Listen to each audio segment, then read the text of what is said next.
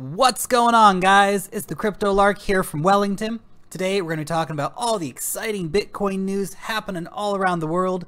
Big news out of Korea, talking about the Amazon story, talking about different regulations and rules that have been happening, buying stuff with Bitcoin, Bitcoin mining, and of course finally some price predictions there at the end. Lots to do, so let's get into it. Before we can do that, we have to give a quick shout out to everyone who is hitting that like button and subscribing down below to the channel, guys. I really appreciate everyone's support, so thank you so much for continuing to support my channel, everybody.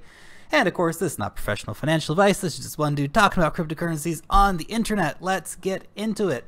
So, Bitcoin, $3,926.05 today. Not bad at all. Definitely a pretty decent recovery from $3,000 a few days ago. So that is fantastic. Now, the really exciting news is this. Korea's largest messenger app launches exchange with 110 plus cryptocurrencies. Wow. That is exciting news, guys. Now, if you've been following the news, you know, what is this here, by the way? Is this like a heart butt head? This thing's amazing. If you've been following the news, by the way, you will know that Korea is a massive driving factor in demand for cryptocurrencies. Now, one thing we might see is a little lessened demand from the Koreans for the ones they've been able to buy so far, things like Ripple and Bitcoin and Litecoin, for example. And we might actually see a lot of demand flow a bit more downstream, things like Lisk and Stratus and, you know, PivX and Verge and all of our other favorite coins, of course. So wow, that is really big news. So definitely something to keep an eye on for that. Registrations are already open for it, and this the company working with this already has a 95% coverage on smartphones in South Korea. So this is definitely a pretty exciting thing to watch out for. Of course, this can signal some real price action for those of you watching the markets for, you know, investment purposes, but as well as, you know, just general crypto enthusiasm. This is really exciting because, again, bringing cryptos more and more every single day to the mainstream is what it is all about here, guys. Breaking news: Amazon will accept Bitcoin by October. Breaking news: no Bitcoin payment option for Amazon. Breaking news: unverified rumors circulating that Amazon may accept Bitcoin by October. That, of course, is probably the most accurate headline, thank you, John Buck, that I have seen for this story. Now, the original story here over on Squawker was that this guy, how reliable is the source, this guy said to somebody that they may start doing it. Again, nothing is verified. Amazon, as far as I know, and I have looked, has not made an official statement on this. So we can assume that nothing at the moment is moving forward. It is, remember, just an unverified rumor. Unverified rumor, guys. I know we can get, you know, all of us crypto YouTubers, you have to remember, we're not, you know, professional journalists, although we should adhere to higher journalistic standards. And I'm trying to work on it, guys. I'm trying to, you know, check facts a little bit more and all that stuff instead of just, you know, getting in there and throwing out whatever we see listed on Cointelegraph or Bitcoin News or whatever other site we might see stuff listed on, because the whole Bitcoin space is full of a lot of disinformation and rumor and speculation, and yeah, that stuff drives prices, but that's not always a good thing. We need to have a market that's a little more resilient than that in the long run. More exciting news than that, of course, is Malaysia's legalization of Bitcoin could bring millions of new users. Now, this is a major turnaround for Malaysia. A few years ago, they said, of course, it was back in 2014, that, you know, they're not interested in cryptocurrencies at all. Now, of course, I've done a story recently where Lon Wong was meeting with the Malaysian Investment Board. Of course, Lon Wong is from NEM. And now, of course, a week later, we see this, that the Malaysian government and its financial regulators are set to regulate the Bitcoin industry and legalize the usage of the digital currency within the country. Now, Malaysia is one of the powerhouses of Southeast Asia, and seeing legalization and adoption, big time adoption in Malaysia. Again, this is how it happens, guys. One country after another after another. It's like a domino effect. Before you know it, there will only be a few little outlier countries that are not doing it for whatever reason, but almost every country in the world in the next couple of years will get on board with this. Those that don't will be total outsiders and will simply need to change the regulations. Anti-Bitcoin regulation is against the tide of history. That's why we will see China come back soon, and we're not really talking about China today, but we will see China come back in the next few months to a year, whatever it might be, with, you know, nice package of regulations regulating the cryptocurrency industry. So that is really great news for Malaysia. Well done. Going across to Japan. Japan is planning on increasing the surveillance of Bitcoin exchanges. Of course, Japan is one of the biggest markets. Sorry, has actually recently become the biggest market after China is, of course, having its mass sell-off as the exchanges in China are scheduled to close in just a couple of days. Japan has taken over as the biggest buyer of Bitcoin at the moment. Now, obviously, financial regulators in Japan do want to keep an eye on the situation. I'm not worried about this. This doesn't mean that Japan is coming out and banning Bitcoin or anything like that. Very far from it. The Japanese are totally in on Bitcoin, guys. This is just saying that they want to, you know, make sure things are above board. So, a bit of regulation coming in there. The National Bank director over in Ukraine has reiterated his stance that Bitcoin is not a currency and it's not a payment instrument. Of course, unfortunate news for Ukraine. They keep sort of moving in a backward direction on this at the moment.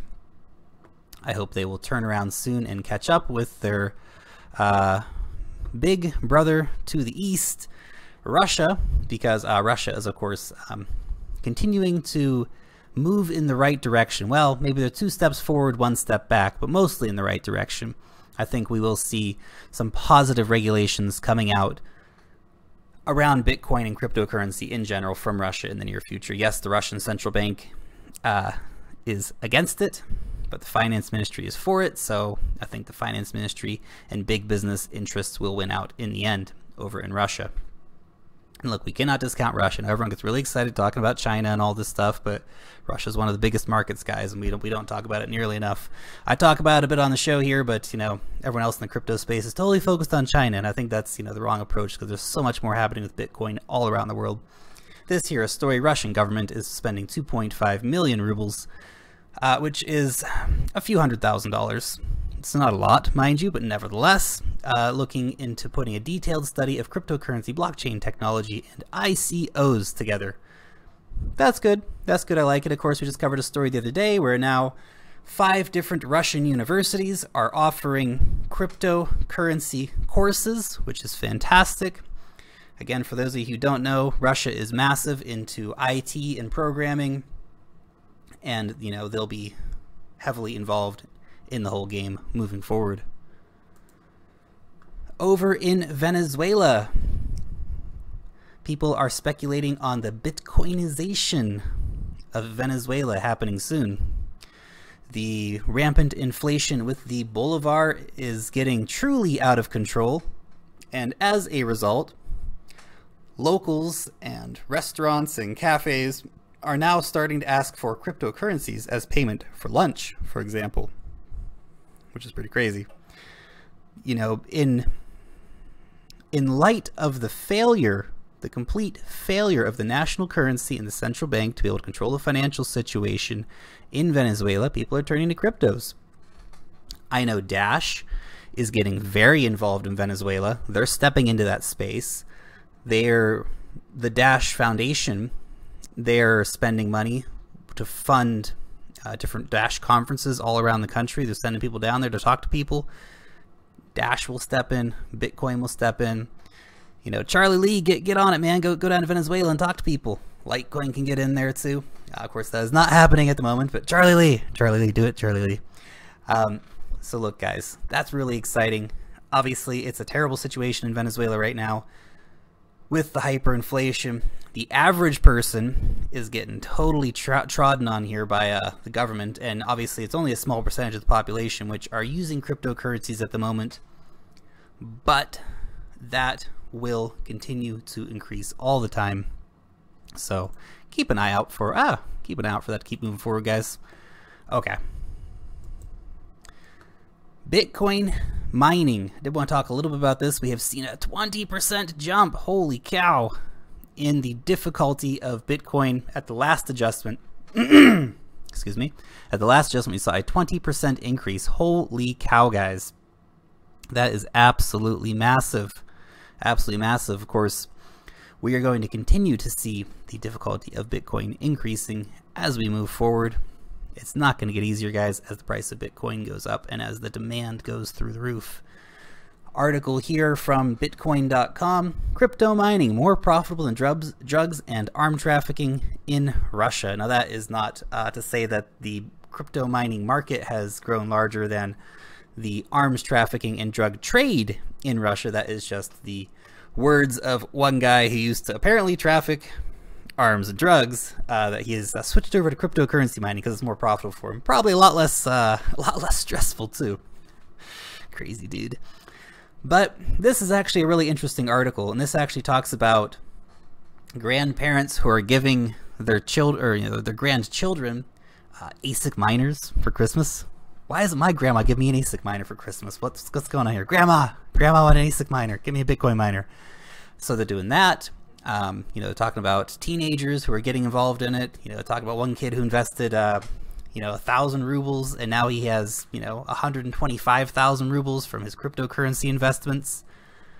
It's catching on, guys. It's catching on. Okay, moving down here. Oh, Bitcoin Cash has got a new website up and rocking and rolling.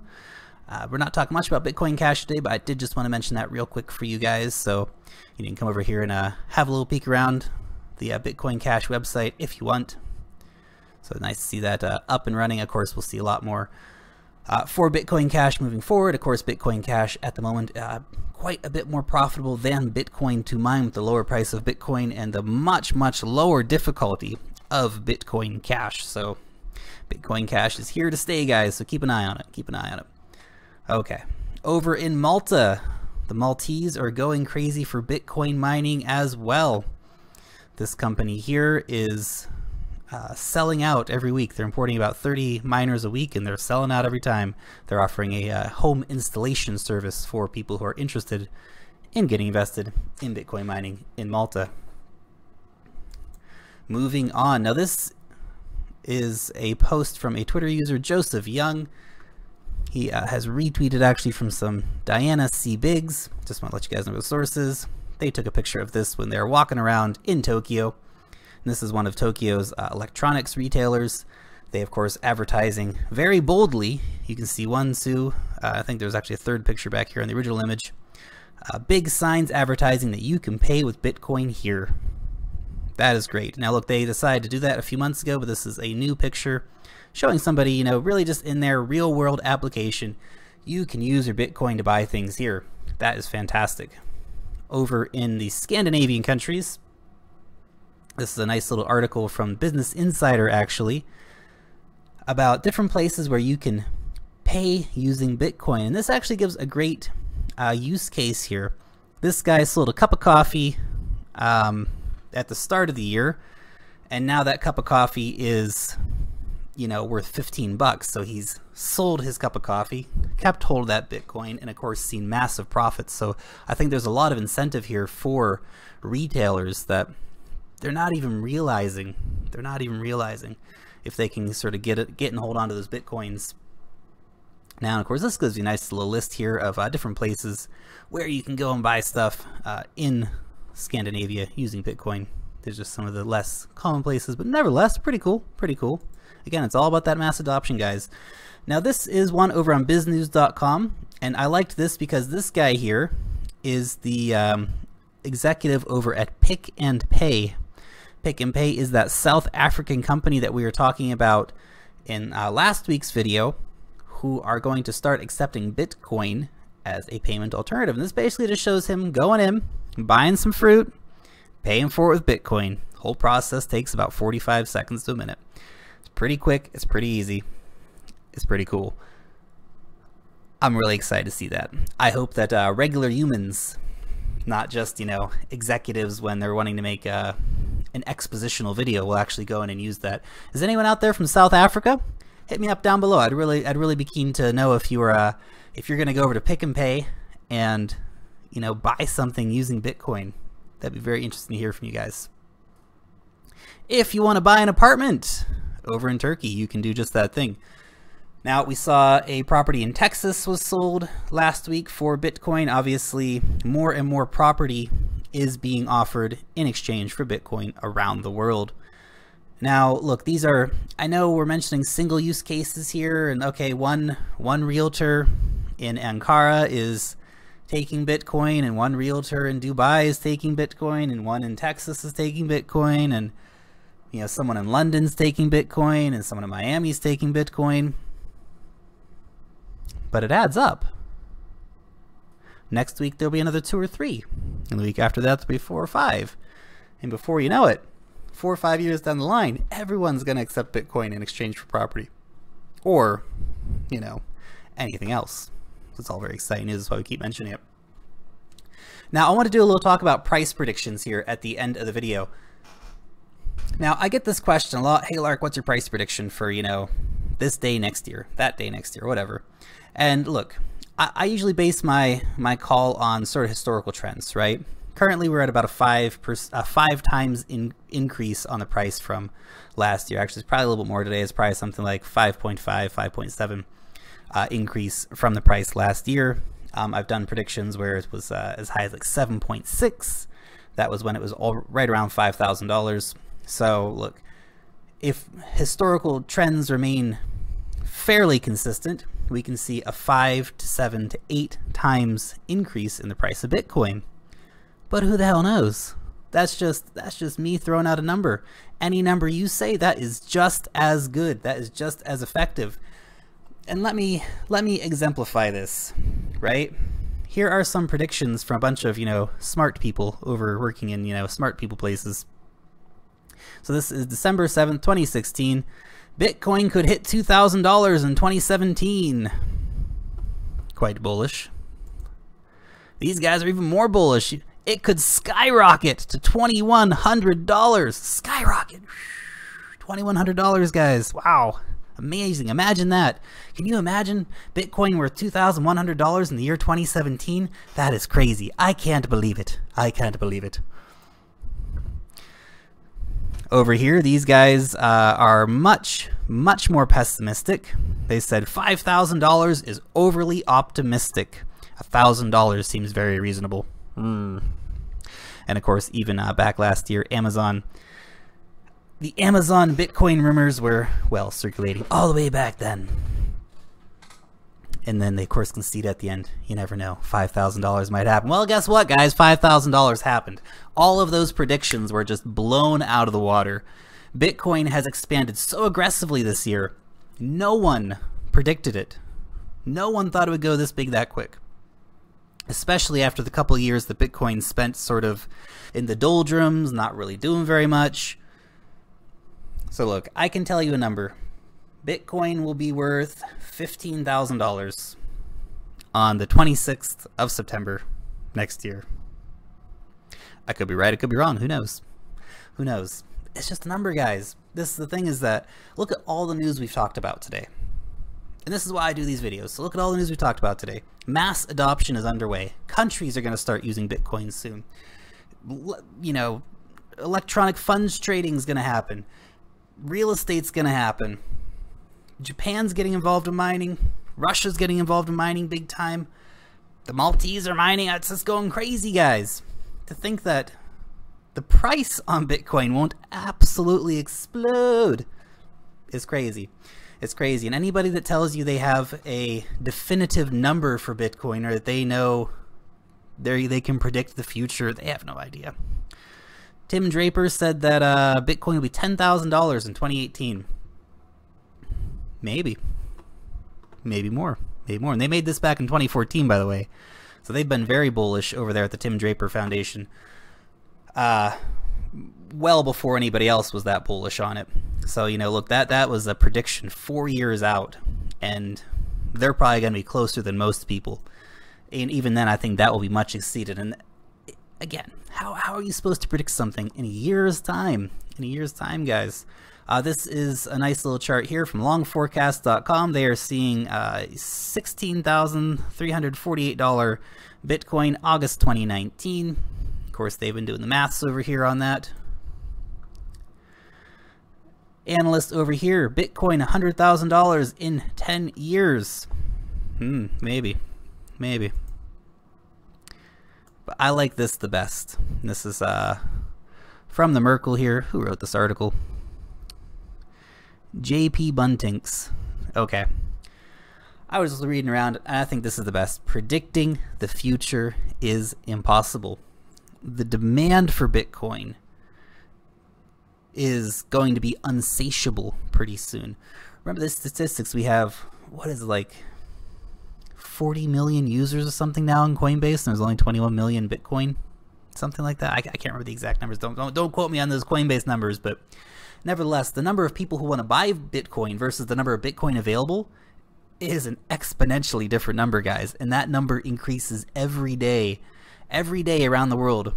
Tens of thousands of people, if not more, are hearing about Bitcoin, are wanting to get involved in Bitcoin, and are going out and trying to buy Bitcoin. So any price predictions, to a large extent, are off the table. We can sit around, you know, play fantasy Bitcoin all day and go, ooh, what Bitcoin will be this or Bitcoin will be that.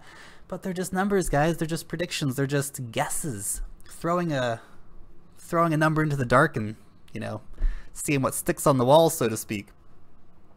Anyway, that is just my 2 cents on the matter. If you guys want to throw some random numbers down in the comment section, rock and roll. Let's do it. Let's do it. Anyway, guys, that is all from me today. I hope you've enjoyed the news roundup from around the world. Let you know what's going on with the latest in Bitcoin. Thank you so much for tuning in. Long live the blockchain, and peace out till next time.